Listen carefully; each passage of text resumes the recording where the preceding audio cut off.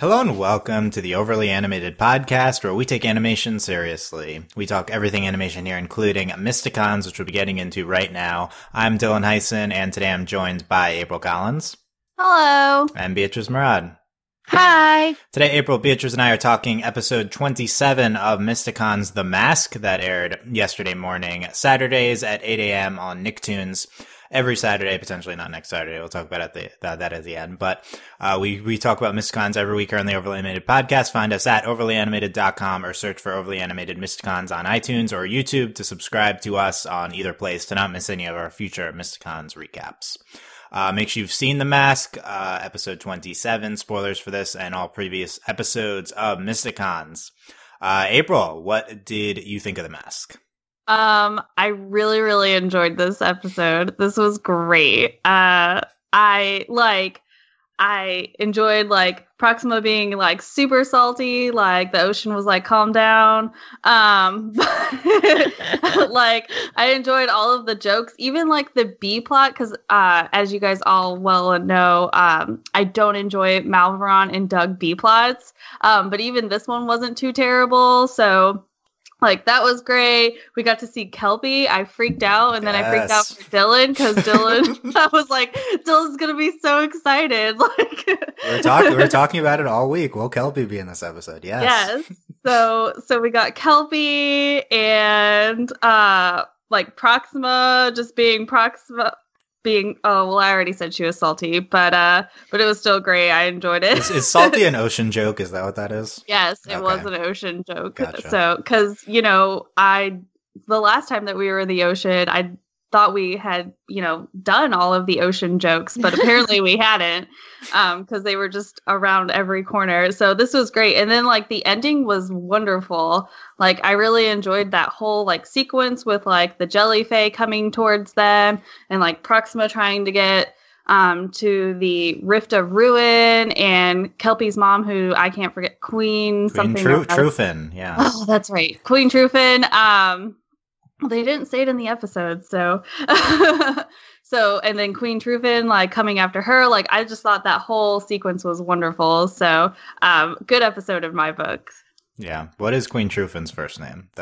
We need to figure that out. I assume we won't be seeing them again, but we'll have plenty to talk about with Kelpie and Trufin. Beatriz, what did you think of The Mask? I really liked it because it really emphasized what I already know, which is that Tasma is extra.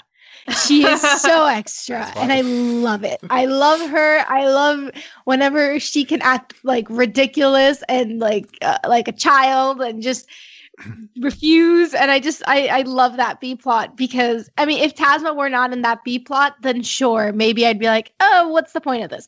But she is, and it's so good. And now she's tiny, and it's Tasma, and I love her, and it's great. And Tasmademption, it is happening. Yeah, Tasma. Yeah, that's gonna be a big thing to talk about. Yeah, Tasmademption. Yes. Did not. Step one, she didn't put on the mask, right? That's yeah. She's going in the right direction.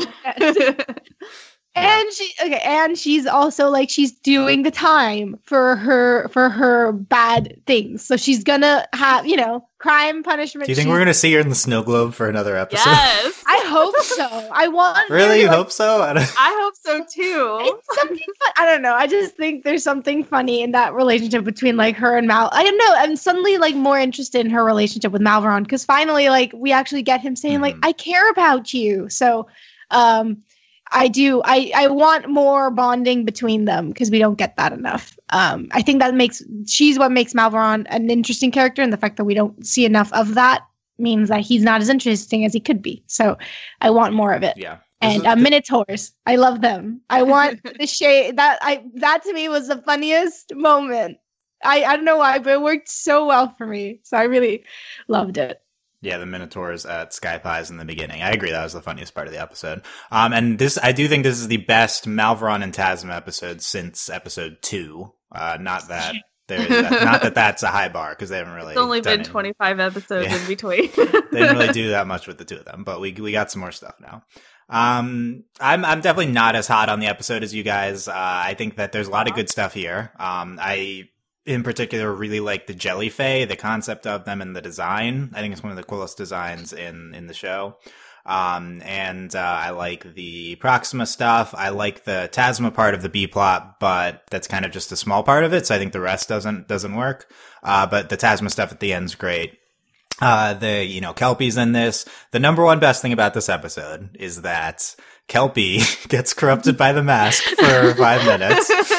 We're joking in the Discord, like, Kelpie's going to put on the mask. That's what's going to happen. We don't know if she's going to be in the episode, but we're like, who's going to put on the mask? Proxima, Tasman? No, it's Kelpie. And it almost happens. Like, wow, what a stroke of genius. Like, this is great. That's all I wanted to, all I want to see is Kelpie put on the mask and be our season 3 villain. But, at least we got this. And, that's the best part. But, I guess the reason that, this doesn't land as well as some other episodes for me is that it's kind of baseline expectations.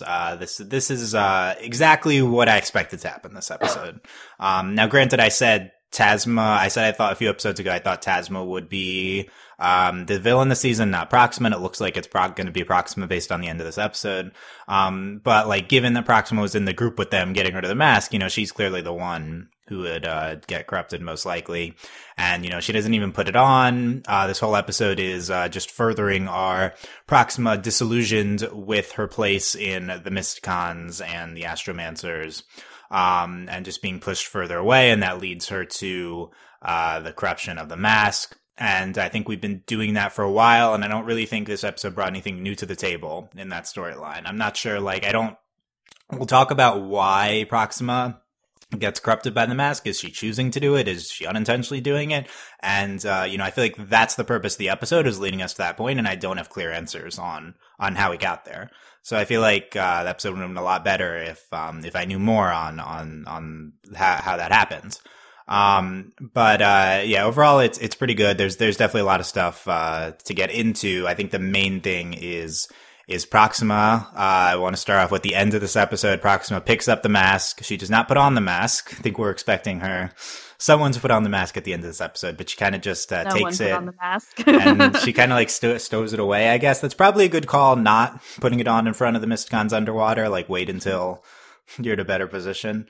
But yeah, April, what was your reaction to Proxima goes to drop the mask in the rift. Something lights up. It's not that. Once again, it's like, if we don't see it happen, it didn't happen with the show. And it's not. No, she didn't drop it in. She still has it, and her eyes like glow red and stuff. What was your reaction to all that? I thought considering this episode is supposed to be the first one of season 3, I thought it was a very good sort of setup episode. Like, that whole sequence sets you up for the rest of the season. Does that make sense? Yeah. I think that's the only reason why, because I know you said that, there were so many questions as to how, why, what, the motivations and everything like that. And I think that, given the fact that this is that first episode, we don't really need that, and I can overlook it for that reason, because it's okay, well, when is she going to put on the mask? It very much sets up that okay, what I guess we kind of understand why Proxima would decide to keep the mask, but at what point did she decide to keep the mask, or when is she going to put on the mask, and when is it going to be revealed that she's the new villain? I think without those answers, I'm okay. So I liked that, because at one point I was just wait, did we actually destroy the mask? But again, I remembered, if we don't see it, then it's not true. So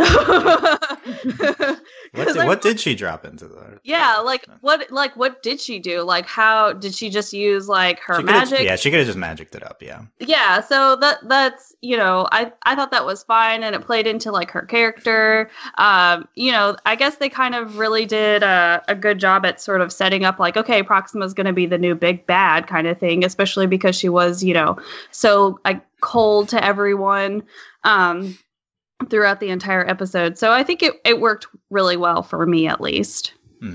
Yeah, I think that this is a constant. My reaction to this is a consequence of us being so into the show to a certain extent. Like, I think if you're just watching this weekly, then this is the pacing here makes more sense. I agree. It's the beginning of the season. You set up Proxima, but we've been speculating is Proxima going to be bad since her first appearance on the show in the season 1 finale, and that's to a certain extent why this is just not surprising at all. Is because we see her randomly appear in the season 1 finale. Oh, this is a Kuvira moment. Like, this is, you're introducing a villain for a subsequent season, in the previous season's finale. And they don't do a straight Kuvira with Proxima. She's, good for a while, and we build her up in interesting ways, and we use her as a decoy, for the sister thing.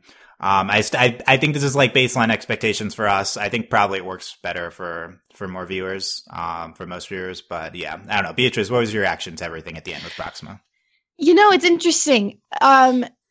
It's something that is curious is that for me, the most interesting parts of the episode didn't have anything to do with the Mysticons, because for me, like, that was just, like you said, it was what we expected. It's just kind of like, okay. And I guess it didn't bother me as much because, again, this is essentially the first episode of the new season. So I was already expecting we're not going to get a lot of answers. It's just going to be like teasing thing. It's just going to be like a bunch of info, but no answers. And it's just whatever. That's just how it's supposed to be.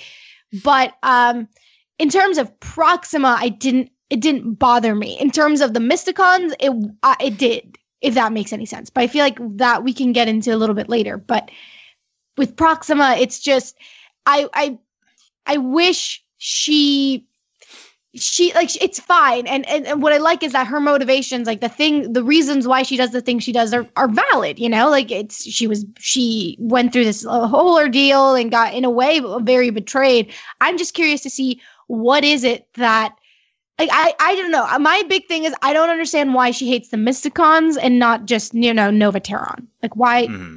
Why is the Mysticons the evil? Like, for me, that would have been more interesting if she didn't see them as as her villain, as her enemies, but rather it was the actual astromages that she saw as her enemies. And then that's suddenly, like, that would have complicated things a little bit more, because she's not against the Mysticons, she's against someone else. And it's like, what do the Mysticons do in this situation? How do they, like, that I thought would have been a more interesting route, instead of just, oh, I hate you, because they haven't really given her any reason to. Yeah, let's talk about that. I don't think that the episode is necessarily presenting that she hates the Mysticons, because there's kind of two questions here. One question is, what are Proxima's motivations for turning to the dark side, if she is intentionally doing it? So, and then the second question is she intentionally doing it? Because I think it's very unclear whether at the end, she's been corrupted, whether she, I guess we can talk about first, like what's going on, because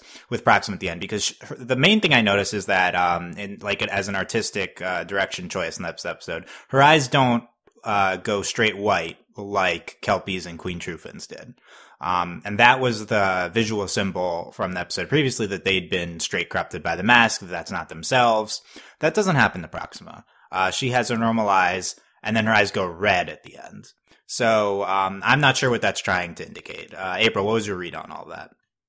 Well, I don't know. I mean, there's a lot of things that I guess we could take away from it and that we couldn't, because you're right that Kelpie and Queen Trufin's eyes sort of went white, and that was like they've been corrupted kind of signal. But like, I don't know. I want to say that she's not doing it intentionally, and it's just maybe more so like an exposure to the mask, if that makes sense. Like, so because she was the one who was essentially carrying it the entire time. So maybe she did have a lot of those moments, but we just didn't see them, where, she was, I guess, being corrupted or whatever. And then it's sort of like the final straw kind of thing, where she's like, she actually was touching it the most too. So like, she was like carrying it the longest distance, and so that's even more so of an exposure kind of thing. Not in retrospect, not a good call to have your disgruntled person in the group be carrying the evil mask. Yeah, Nova Terran's not the smartest. Okay? Yeah, we've established that too. That's for sure. Yeah, this is like like, if anyone's to blame here, it's Novatera, and like, let's be real. As always, yeah. Okay, let me present three options. You tell me which is happening. Option number one, Proxima is intentionally turning to the dark side completely of her own volition. She has her own eyes. Her eyes, her eyes go red. I think that's potentially a valid reading at the end of the episode. She seems very sane. She's doing it all of her own volition. Option number two, the mask is exacerbating her frustrations that she is having with the world, with the Mysticons, with Novateron. And it is turning her frustrations are feeding the mask's corruption of her and making her be influenced by it. So it's kind of a little bit of both, but mostly the mask. And option number three is she's completely been corrupted by the mask. She's not acting of her own volition at all. And it's just the mask doing the talking here. Number two, for sure. Okay. Yeah. Given like the whole situation, and they already very much set up like that she's frustrated in the situation that she is. So it just kind of makes sense for like her internal frustrations and the mask would be feeding off of each other to sort of possess her. And that's what the episode's setting up. She turns into an octopus instead of a mermaid. And it's like she's just frustrated with everything. And like that feeds it. Do you agree, Beatriz? Yeah, I mean, because I don't know, like but I agree I think that's what it is, but I don't know which I want it to be. Because if she's responsible for what she does, then suddenly like, okay, like had that been the case, if she is the one, like, okay, like maybe it's a mix of two and whatever, it doesn't maybe, yeah, she's being influenced, but if she's the one that is making these decisions, I would have preferred maybe a little bit more push and pull with the mask, like have her actually like play with that temptation and have her fight it at first, then actually decide, like I wanted a little bit more of that if that's the case. And if she isn't but if she's like completely not responsible and it's just the mask just taking over her, then there is this kind of interesting thing of, okay, well then, it's the whole Winter Soldier question. It's like, well, then what am I responsible for? And it does like muddy things as well. So I don't know if it is 2 or 1, I would have preferred more development than 3. 3 would be, but like 3 is the easier way to write this, if that makes sense. Yeah, this is good. We're going to have to track this moving forward, which is how much are we blaming Proxima? How much are we blaming forces of evil in what's happening here? I feel like my read on what's happening here and what's to come is that it's supposed to be complicated. We're supposed to not, it's kind of Proxima's at fault. It's kind of the mask's at fault. It's not clear. It's a complicated situation. I don't think it works this episode. I feel like I'm either going to blame Proxima or I'm not going to blame Proxima. I didn't get the middle ground impression from this episode, and I'm more on the blame Proxima side from this episode. I don't get what she's logically mad at because no one purposely turns her into the octopus. That's really my biggest frustration with the episode is the octopus thing. It just seems silly. It's like a silly manifestation of her frustrations. Like, I don't know. This is such a big thing. Like, I would like to take it a little more seriously. And, but even then, is it even her being, it's a spell casted on her. So then I don't blame her at all. So then it's not her fault. That's the same thing with the person who originally was Necropha, who put on the mask, who, by the way, I feel like this episode does probably confirm that there was an original Necropha. It's not her fault at all, right? Like, if she's just completely a separate person with the mask on, don't we, should original Necropha have to pay for her crimes? It's something we've talked about with Steve in the Discord. Should she have to go to jail? Probably not. Will she do anything wrong? That's to me a little bit of a frustrating narrative, but if, no one's at fault. Totally. I'm not saying anything there. I'm talking about more like the octopus thing, like what you said of her. There's no reason for her to be angry or to be frustrated. It's like, I know, it doesn't make sense for for me, the octopus thing really bothered me. I was like, there's no point to it. It's even she's not even the one that's being they're casting a spell onto her. There's no reason why that magic would fail. I don't know. I just, would you almost say it's forced drama? Yeah. There's no reason for Proxima to be because she's upset the entire episode, but really it seems like all of her upset is misplaced and we just don't understand why. And so it's just it's very forced. Like, she's mad at like Arcana, but why? Because it's not Arcana's fault that they didn't end up being sisters, and Arcana's like doing everything she can to still include her, make her feel loved, you know. So it's like, why are you upset with Arcana? Like, you know, the spell that turned them into mermaids, you know, accidentally turned her into an octopus. Even Queen Trufin was like, oh my gosh, I've never seen this happen before. Yeah. Like, also, why can't she revert that? Question. Yeah. Look, maybe if she did it, she would have had to revert them all. I don't know. But again, it's very like forced. It's like, oh, but of course, like Proxima is the one who gets turned into an octopus kind of thing. Like, yeah. So it's just very like, it just seems it's forced. The problem is we're seeing it from the Mysticons' perspective, I think. So, like, we know that Arcana and Zarya are not at fault here. We know that Nova Terran is not at fault. I mean, other than doing this initial action in the first place, which the show convinced us was the best possible course of action for him. Like, we saw that sympathetically, which is like taking the baby, taking Zarya away. So, like, we know she has no frustrations with anyone we care about. She does not know that. Like, I understand why she would be frustrated in this situation. Yeah. It's just she can't place active blame on these people because of the perspective we're seeing. In terms of the octopus thing, I feel like it was done much better later in the episode where Zarya starts to be distrustful of her. And that's like, okay, like, Zarya's doing something wrong here. That's good. Like, like this now Proxima actually can be frustrated at her and Arcana because Zarya is mistrusting her. And I also understand why Zarya was being mistrustful because we've all been anticipating her being corrupted by the mask. So, like, I get that. You know, like, give me something for her actually to be mad about. The Zarya thing I feel like is the only thing. Yeah. Yeah. The Zarya thing and the Queen, like, Trufin sort of like, for, you know, like, because Queen Trufin was the one like, well, it's obviously like the mage and everything like that. Like where did that come from? Well, you know where it came from, but like, that's something to be angry at, you know? Yeah. And I also feel like I think it would have been a little bit more interesting had the mask been more influential on the Mysticons themselves. Maybe, like, in terms of, like, them showing...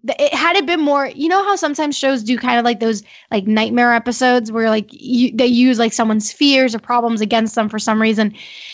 So I wanted kind of this, where they use everybody... Like, the mask would use everybody's, like, weakness into their fair and create animosity in the group.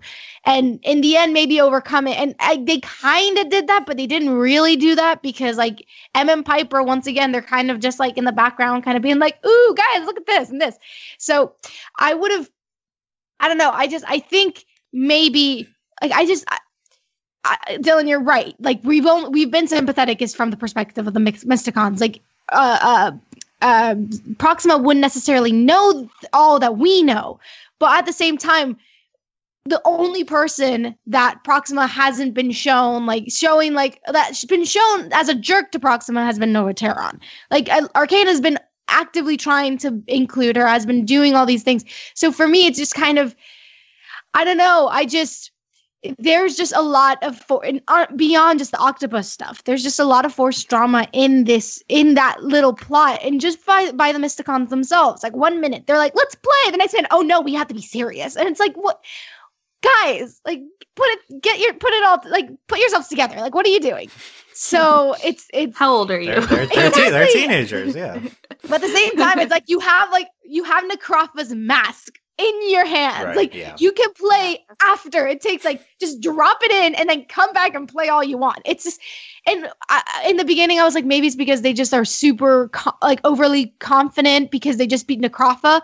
But then it gets to the point where it's just that shift where suddenly the Queen's like, oh no, these are like our arch enemies. Like, okay. And then Arcana goes, okay, guys, stop playing. We need to go. And it's like, girl, you were the one who was saying, let's play. Like, don't get it twisted. So I don't know. I just think in terms of how they could have done they could have presented and set up Proxima's, betrayal / anger in a really cool, interesting way, and they kind of just did it in a super rushed way that I don't appreciate. I mean, I also think it's part one of X of this turning, so we'll see how later. I think at the same time, I think it also is there's a lot of people who are very sympathetic to Proxima, and a lot of fans, and to me, it's also a little bit frustrating that all these bad things are happening to Proxima, who's a cool character who we like.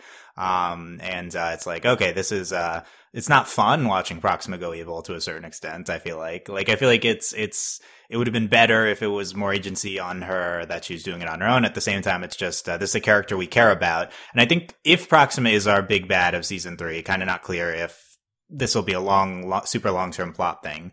Then the reason that we're doing that is because, this is a villain that the Mysticons have emotional attachment to now. It's not just Dreadbane, Necrafa, who are these immortal, just literal evil beings. Like, Proxima is someone who they care about, and having to fight her is going to be emotionally tolling. So I was going to say, they're setting up that betrayal almost. Like here's someone that they care about, and, that they're, I guess, led to believe, like, eventually, like, I just see it playing out as that they care about Proxima. Proxima is going to lead them to believe that she cares about them too, and then something's going to happen, and it's going to be revealed that Proxima is their, like, true villain, or, of the season at least, and then it's gonna be very tropey if they do it this way. You know what I mean? Yeah. It could be that she hides it from them for a little bit. That'll be interesting. I mean, it's tropey. I think there's more emotional stakes in the villain. That's why you choose Proxima over Tasma. I think this is Proxima's, it's not really choosing a Proxima. I think this is her arc all along. I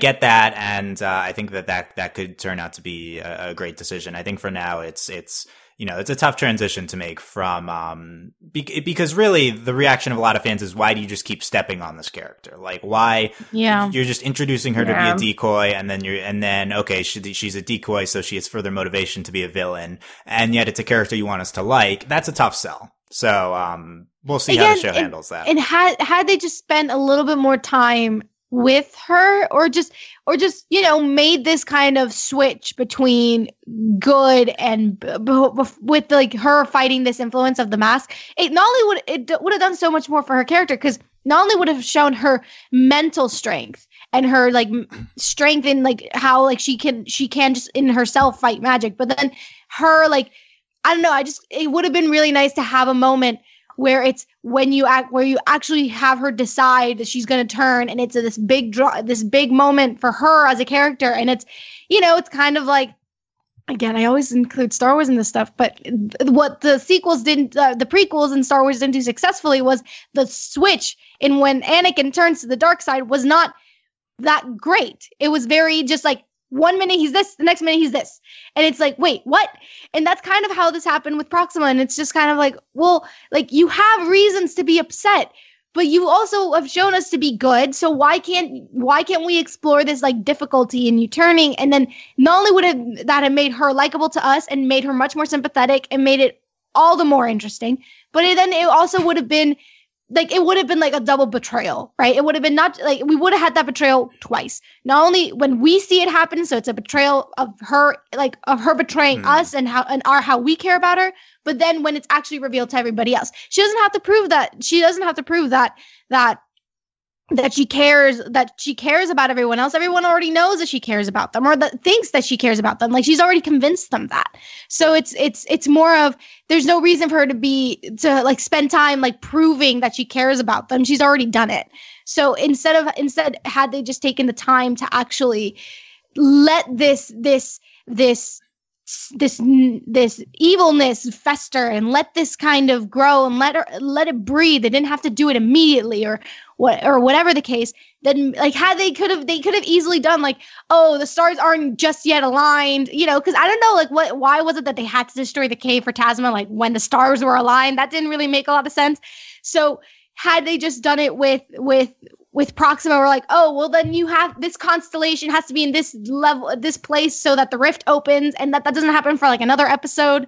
And then they could have had this later. It didn't need to be now. And you're saying it could have been a more long-term arc with does Proxima go bad? Does she not? And like it's a struggle. Like you could have hidden information from the audience. Yeah, that all could. We could still get that though. That's right. I mean, can we though? Because she pretty much said like, and every like in the end of the episode, she just goes like she's full like, oh, I'll get you all, and it's like it wouldn't make a lot of sense, or at least for me, it would be badly written if like the next episode she has second thoughts. She's probably evil now based on the end of this episode. Yeah, I don't think it's like we're gonna see her. I think this is why it's hard for me to just not see this as the mask. Like I'm sympathetic to Proxima, and then at the end of this episode, Proxima's evil. Okay, it's just the mask. Like I'm willing to just blame the mask here and not blame Proxima. I feel like we need to convince me that that's not the case. Like, but so here's the thing that I like, and I've been thinking about is that Proxima's like we've discussed this before. Proxima has never been introduced. Like she wasn't introduced as like a good person. Like I say good person, but she wasn't introduced as like I'm going to still use good person to the Mysticons and that group, because when she was first introduced was whenever the Astromancers were like, hey, no, the Mysticons are banned. Like they are not good people. And she was a part of that. And so that's like, I always like first impressions always like are a big thing to me. So like that's my first impression of her is she came into this show not liking the Mysticons at all. So for, the reasons of they let a Croft out, blah, blah, blah, blah, blah, which is good reasons not to, not like people. But that was her introduction. Like, that's who she's been. And then like we somehow managed to make her a less, of a bad person.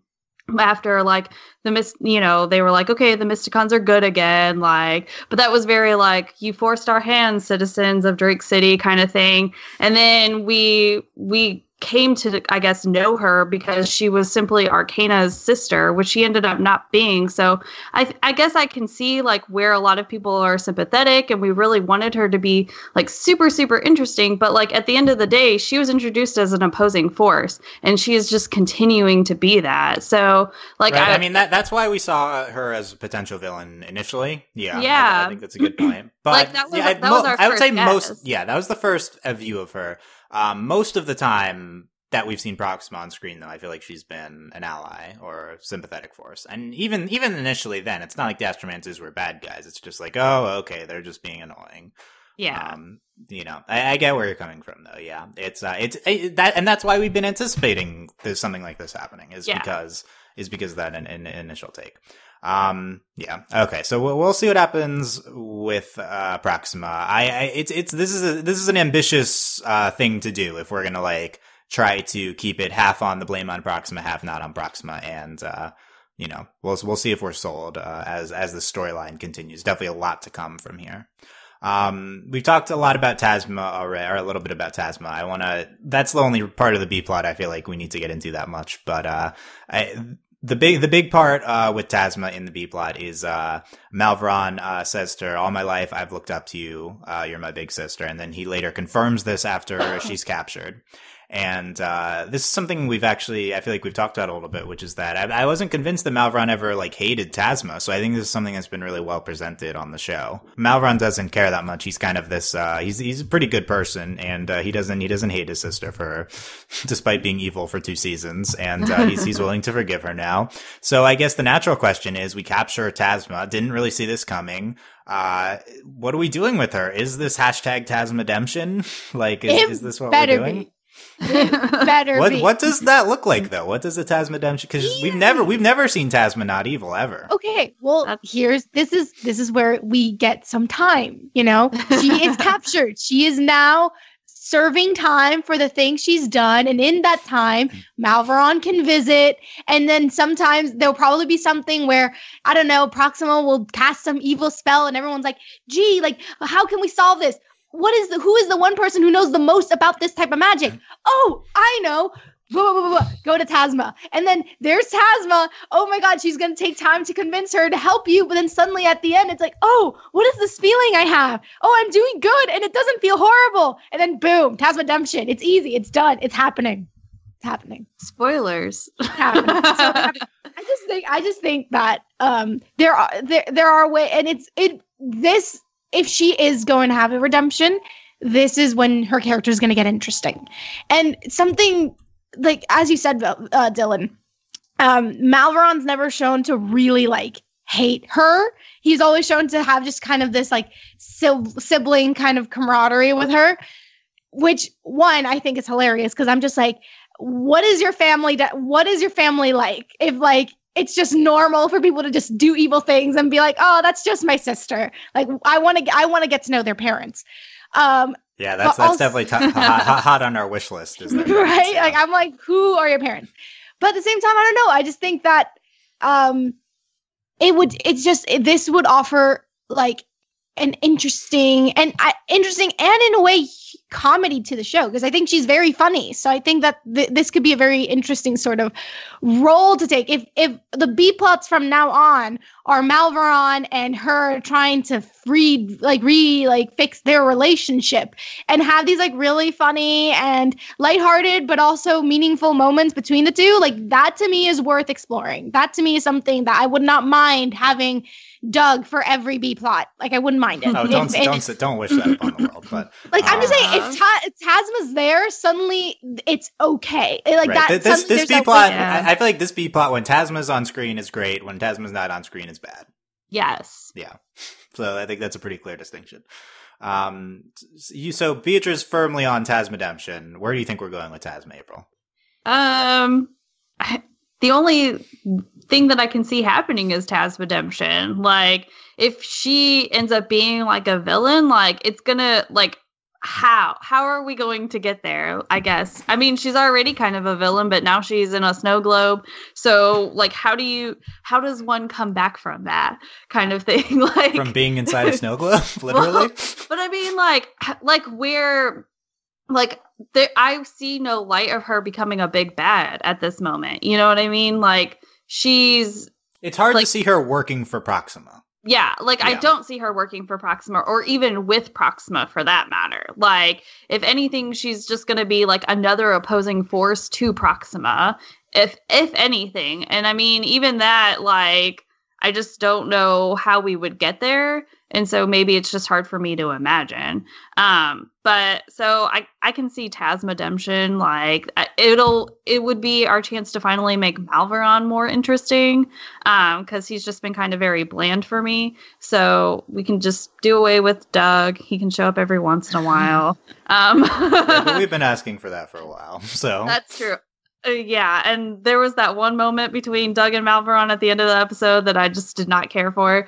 But like, I would rather see the adventures of Malveron and Tasma versus like Malveron and Doug. So, well, also like, how cool would it have been like this parallel? Like, let me just let me set up this parallel for you guys.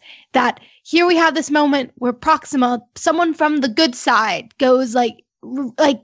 There's a moment where she has to choose, pick the mask or not pick the mask. And she picks the mask. And then later on, we have a parallel with Tasma where she has a similar moment because, again, half the mask is gone. So we have a similar moment where she's like, pick the mask or not pick the mask. And she doesn't. And then it's this nice parallel of this switch between these two characters and they switch sides. And it's bad because Proxima is much more effective and efficient than Tasma is in the things that she does.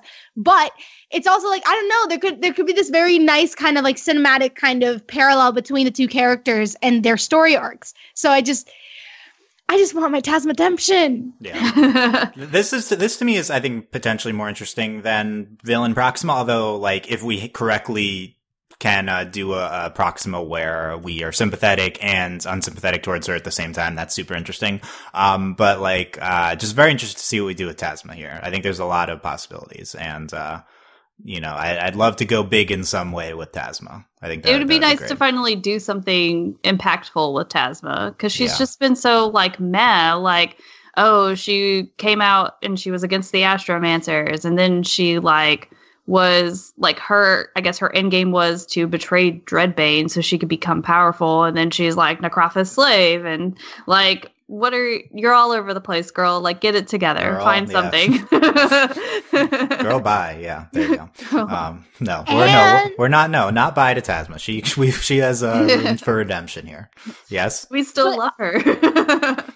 What also really interesting is if at the end, like if like this is like at the end series finale, if Proxima like at the end instead of destroying her like they did Necrofa, had they like at the end like Tasma can be the one that helps her rehabilitate, at the end because she's the one who's I don't know. I just need Tasma. I guess to me a not super interesting thing is just keep her in jail and then break her out when we need her help for the final battle against Proxima. I feel like there's something more to do, but that could be okay on its own. Very much looking forward to Tasma. Something, our Discord poppin', Nylasu on our Discord pointed out that in the, opening credits, which have not changed in the show, the Necrofa face is now just half of a mask. Yeah. I didn't see that initially. Yeah. That's pretty cool. They changed that. Half Necrofa's mask in the opening credits. Okay. The only other parts of the B plot I want to talk about, there's this, I think, funny exchange with Malvron and Tasma. Tasma says, your powers are no match for mine. And Malvron says, yeah, but it's because I'm normal. I have hobbies, a social life, and friends who aren't made from shadow or bone. Sassy Malvron. Sassy Malvron. That was a good exchange, yeah. And then, at one point where Doug says, Choco, language, which I like, language, Chaco, come on. Yeah. Chaco. Another thing should point out, we do destroy Necrofa's lair here. That's pretty notable because that's one of the major locations of the show. So, could be no more Necrofa's lair / spectral hand power place. Yeah. So, that's fun. Sorry. I was going to say, I think it'll be replaced with like the Astromancers, I guess. Potentially. Yeah. Should be noted. There's the preview clip that initially went up for next week was not supposed to be. That's the week after. So that's spoilers. So we don't want to get into. Good thing I didn't watch it. Okay. Good. Yeah. But wouldn't it be interesting? Like, wasn't that a little bit too like harsh from the Astromancers? They're like, oh, by the way, Malveron, like if you don't get out in like 30 minutes, we're gonna destroy you. Yeah, that's classic them is just like classic we don't care. Astromancers. Yeah, but on the other hand, why didn't they do this forever ago? Why didn't I know, right? Like why did they just meteor the layer before? It seems like a good call. We haven't talked about Kelpie and Queen Juven that much, and I don't know. There's not a ton of notable Kelpie stuff happening. She gets tempted by the mask, which was everything. And, they're like playing tag. She's very happy to see M. I thought that was great. And, they're playing tag and stuff. So there you go. That was it. Yeah. Need a third Kelpie episode? Yes or no? No. Yes. We'll get it. I mean, but. Will we get it? We'll get it, I'm sure. Yeah. I really loved the Jellyfay design, by the way. I thought they were super interesting to look at. This is the type of thing that I feel like the show could do more of, which is combining like fantasy concepts like this. Like this is jellyfish plus fairies, and it turns out that they like they're wearing skirts and stuff. It's pretty interesting. And they like have lightning come out of their things at the top. I thought that was super interesting, their design. And they don't do anything really, they just fight them for a little bit, but I think it really enhances the episode having a visually interesting thing like that. I thought so as well. That would be cool for Mysticons to do, like help resolve this civil war between them. Like that would. Do we really want to spend time with that? But I don't think there are worse things we could do. Exactly. Yeah, like anything with Doug. But anything with Doug. The Jellyfay are descended from Mer sisters. One was corrupted by evil. 2 tribes are enemies. Yeah, there you go. There's our backstory that we get. Done. We can solve that. Yeah, with magic. With magic. What else we got here? By the way, I just want to point out we talked a lot with a lot of criticisms of the Proxima stuff. The ending scene I think is phenomenal with her. It's like she's like, Tag, you're it. It's like, I'm coming for you. I'm coming for all of you. I think that's great. Like that was good. That was set up really well. I thought that scene was really well done. We talked at the beginning of the episode. They're at Sky Pies celebrating. Zarya says, ding dong and all that jazz. Good line. Dong Beach is dead. I love No. when anyone Minotaur references. No, I love it. Zarya does it. This is the second all that jazz we've got from Zarya. I like her not caring to finish out cliches. It's good. The Minotaurs, yeah, they were great. The pizza has extra Minotaur cheese, and one of the Minotaurs says, vegan is an option. Yeah, it's like, I'm Minotaur intolerant. How dare you? Unbelievable. Yeah, there you go. Those are the I Minotaurs. love that. I want them. I want more of them. They can't just introduce like comedy gold and not continue. Like again, no were dragons this episode. I am keeping tallies. Like we need were dragons. Yeah. Well, and good we need luck. more Good luck on the were dragon thing. I'm sure that's happening. But yeah, that was a good part. And your part is sister. Now I'm not your sister. Remember, honorary sister. So that kind of continues throughout the episode. Oh, later we have in the scene when Nova Terran's giving us instructions is Proxima. She's like a sister to us, says Zarya. And while that's happening, Arcane's like looking at the camera, and I wasn't clear whether this was intentional. Office moment. Yeah, I think this is Arcane's office moment, and it's like she's like a sister to us. Yeah. So I like that. Oh, we haven't talked about the best part of the episode. It's Mermaid Hour. Yep, it was not Magic Hour, but Mermaid Hour. I'm glad we've lampooned this catchphrase this much already. We need to just it needs to get more extreme from here, though, if we're gonna it needs to get more extreme. How much more extreme would you like it? Just like spend 5 minutes mocking the catchphrase in the episode. Yeah. Okay. That's what I need. Okay. Yeah, they did. We didn't. Yeah, they're turned into mermaids. We barely talked about that. What do we think about that choice? Literally turning them into mermaids. Mermaid Hour makes sense then. Yeah, it does. I mean, I don't know. I just think like if they don't actually have any impact from that transformation, if suddenly they can't eat fish anymore, then what is the point? Is my anger from my lack of were dragon spilling into this? Possibly, but yeah, it's fine. Well, since they turned into mermaids, can they turn into mermaids at any point now? Like with like dragons? Well, like they turned in. Well, again, unlike the dragons thing, it wasn't it. The queen who turned them? Yes, the queen. Yeah, the queen's magic does this. Yes. Yes. Yeah. Okay. Well, other good comedic moment is they hide inside this clam, and then they get out, and Piper's like, "Thank you," and the clam's like, "Forget about it." Yeah, that was random. I was like, "Whoa!" Did not expect that voice. That was random. Yeah. It kind of reminded me of the trash can. Yes, I agree. Yes. Yeah, the dumpster thing. Yeah, the clam apparently talks with a New York accent. So there you go. Yeah, Piper doesn't have anything to do this episode.